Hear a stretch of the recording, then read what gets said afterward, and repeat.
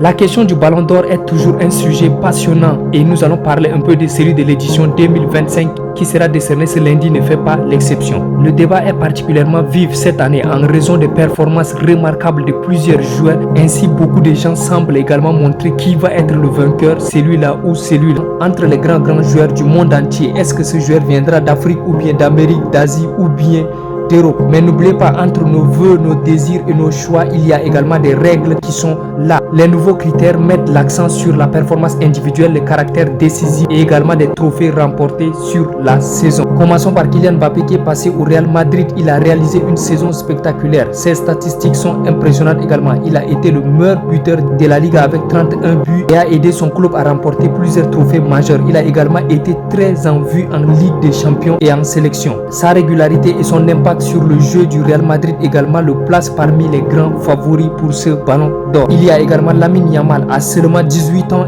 il a émergé comme une véritable révélation. Il a également des chiffres impressionnants pour son jeune âge, notamment un nombre élevé de passes décisives en Liga. Il a remporté des titres avec FC Barcelone et a brillé également avec l'Espagne à l'Euro. Sa précocité et son talent pur en font un candidat également très sérieux et un choix, même si son bilan global peut sembler également moins étouffé que celui des autres prétendants.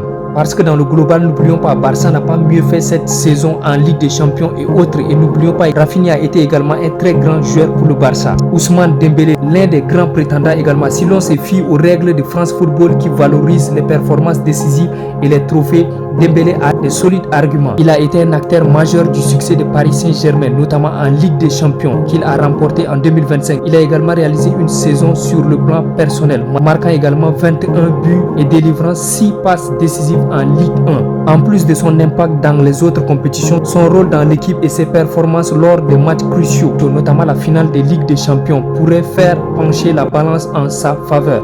Donc il est tout simplement perçu comme l'un des joueurs les plus décisifs de l'année écoulée. Donc si l'on se base uniquement sur les statistiques brutes, le nombre de buts et de passes décisives, Mbappé et Lamine Yamal ont de sérieux prétendants. Cependant, les critères de Ballon d'Or ne se résument pas seulement à cela, notamment des caractères décisifs et impressionnants est essentiel.